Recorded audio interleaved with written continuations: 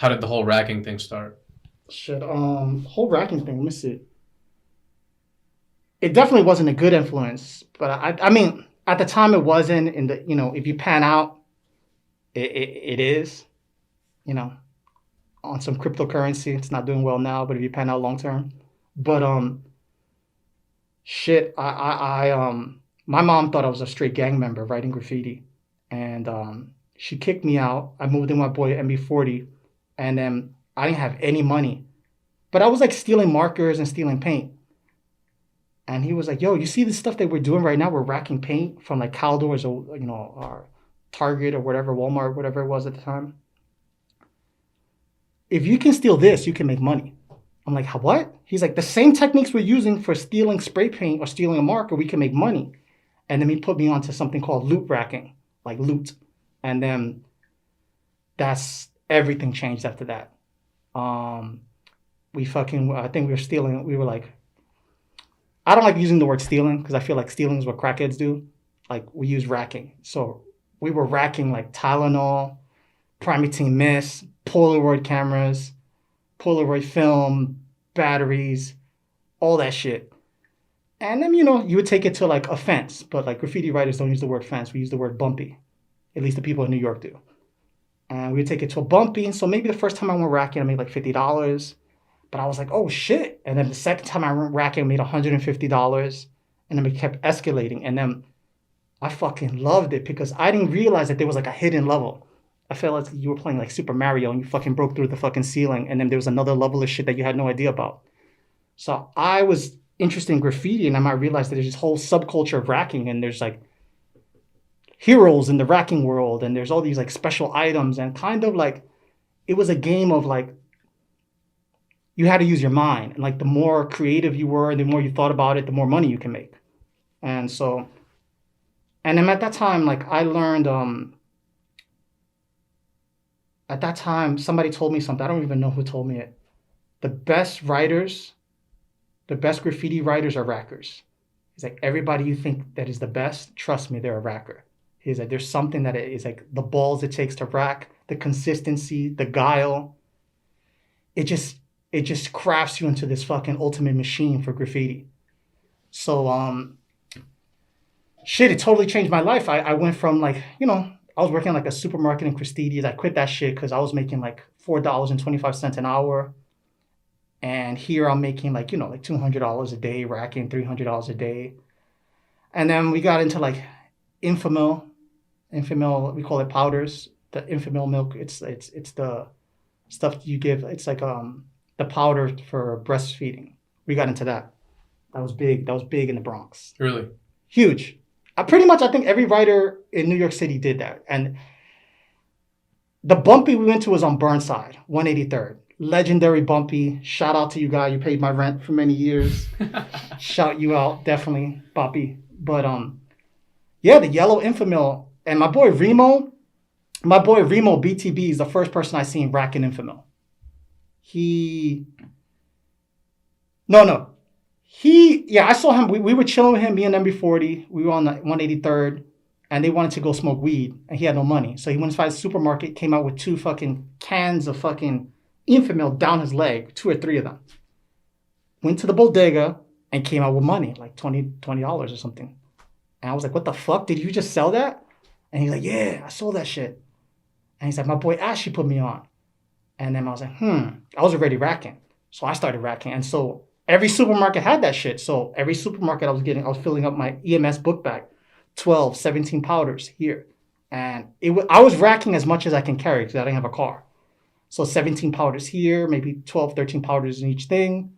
Go back and sell it. And if I still have time, go do the same thing again downtown. Queens, we loved Queens. It is true. Queens gets the money because I made so much money in Queens. Flushing, especially Flushing. Any racker who's listening to this knows about Queens back in the day. It was lovely. That Genovese with the 2 exits. But shit. That changed my whole thing. So I was really more interested in racking, and graffiti was like some side shit that I did. But at the time we were chilling, I was chilling with like TDK crew and writers from the Bronx. And then my boy Part 5 took me to Manhattan And when he took me to Manhattan, shit, man, it changed everything. He was like he worked at Revlon or some shit, or he was all over Manhattan. I didn't know anything about Manhattan writers. So I remember he was like, yo, the first person he put me on to was like Trake and MQ. He's like, yo, these guys are everywhere. This is like 1994, 1995. And Trake, they had the most tags. And at the time, I still didn't have a good hand style. I was still like learning. And then I realized that like, yeah, I kind of was like, you know, I like racking, but I want to be like the way these dudes are. Trake and MQ, those dudes are like my hero. And especially at that time, on the West Side Highway, I mean, I was just, you know, I was still learning about everything. And, you know, I got put on like, I think JA just came out with that article in Rolling Stone magazine. He had all the throw ups. It was like JA and JD, the back to backs. And then MQ came and dissed all of them. And he did MQs. And then he did a giant MQ throw up with like fangs. And he was like eating the JA throw ups. And that shit. And it was so fucking high. And this is not like now everybody's using those jetpacks or whatever the fuck you call them. Mm-hmm. Nobody had that shit. These guys had huge ladders, and that shit blew my mind. And so I started getting back into graffiti. So I would say like racking led me, it kind of like enhanced or accelerated my interest in graffiti. And when you say racking, it's not like the way you're explaining it, it's not like how a lot of writers rack. They rack just paint supplies, graph supplies, and maybe you know, some food here and there. You're racking on a different level. You're making a living off of this. The purpose is not just getting paint. The purpose is becoming to make money. Well, is it to make money? I mean, at the same time, I got into so many different things around 94, 95. I got into like gear, clothes. I got into like polo, low. We got into North Face jackets, because we were racking North Face jackets. And I'm not going to say I was like some original low life. Absolutely not. I think like low hit the Bronx kind of late. But North Face was big in my circle, especially the people, my boy MB40, Par 5, C's. They don't get enough recognition, but like they pioneered that whole kind of writers, at least in the Bronx, wearing North Face. North Face has its own lore, I think, tied to like the lowlifes from Brooklyn and especially a lot of RFC people.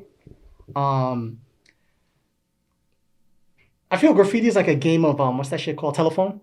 Where like the story kind of changes depending on who you're talking to or as you go along. But according to like the way I've heard it is like there's a writer named Colors from RFC racked North Face, and then all the other people started wearing it. And then I think the first person I saw wearing a North Face is my boy either Ed TBK or Sabe KST. I saw them wearing polo and stuff. And so like graffiti, there was like all these sub levels that I just didn't know about. It was just like racking. And then everybody was into clothes and gear. So it was like, not only did you have to do your graffiti and be good at that, you had to do racking and be really good at that. And on top of that, you had to rack clothes and look super fly. So like polo, like all the low stuff, all the you know, cashmere teddies, the sit down teddy bears, like, you know, Snow Beach, all that shit was big. I was like, I fucking thought about it all night. And North Face jackets, it was something that I would rack it, but I was really collecting it, like on some Pokemon shit. I wanted every color, I wanted every style of North Face. And North Face you couldn't get North Face in any store. They didn't have it on Fordham Road. They didn't have it in the Bronx. I think one store in Manhattan sold it, Tin and Trails. And then a little bit later on, Eastern Mountain Sports. But you had to go out of state to get it. And so when you saw a writer and he had a North Face jacket on and he had a mountaineering bag, well, I mean, not even a person. I knew you wrote. 100%. You got a yellow mountain, old school mountain. You got a JanSport, Super JanSport book bag or EMS bag. You're wearing some mountaineering boots with North Face pants. Like, it was just, you know, but at the same time, it was kind of like, okay, this guy's kind of like, it's like, you know that he's done his homework. There was no eBay really at that time. The only way you could get it through is like something called deals, like you trade. And so it was like, dude, it was like my own world of fucking fucking Warcraft or some fucking my own role playing game that I was playing every day. So when this like took place, like from the beginning, I'm assuming it was like late teens, like early 20s, kind of all this kind of going on. What was it like with your family? Like it assumed like assuming that like your ambitions weren't to go to have like a normal career. It seemed like you were hanging out with people that like you seen a different, you know what I mean, opportunity in a way to like a direction in life. So how did that play out with like, you know, the people around you, essentially? Shit. I mean, I moved out at 17 years old. My mom kicked me out, really. But and then I moved out. So like after that, my family was an afterthought. Like I just didn't to me, all I thought about was racking, graffiti, clothing. We didn't even think about girls back then. We just like, we just thought about like, you know, props, like just fucking getting up and just having a good time and shit. And but as for my family, I don't know. They probably thought I was on some gang shit, weird shit. What the reality is, I wasn't. I was like a mad nerdy kid that loves video games. I was watching anime before people were watching that shit. I wasn't like a bad kid. I was like going to church and shit. But um,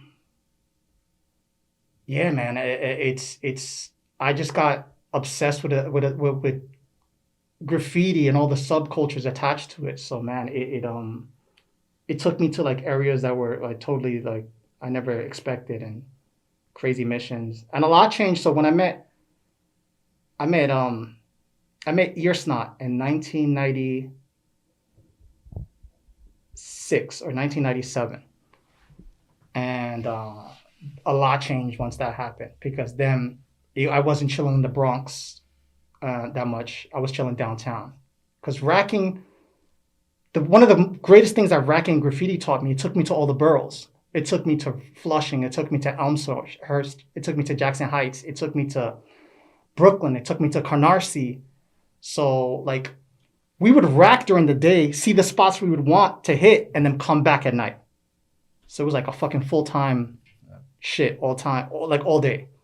And then we would dress fly. And sometimes when you're dressed on the train, you would run into some other dude that collected polo, another writer, and then you get his number, and then you'd go do a deal to trade who knows, you trade like a fucking EOK Swiss knit for a fucking 2 split hoods and $500, I don't know, something like that. But but man, it a lot of things changed for me. So like racking just it can be pretty negative, but for me, I loved it. I really, really loved it. And I was always a straight edge person. Like I didn't do drugs. I know a lot of graffiti writers are plagued with fucking drugs and shit, which is ironic because my graffiti name is REHAB. And shit, man, it's kind of. I remember my boy Nex. My boy Nex told me some crazy shit one time. My boy Nex, we were chilling one time.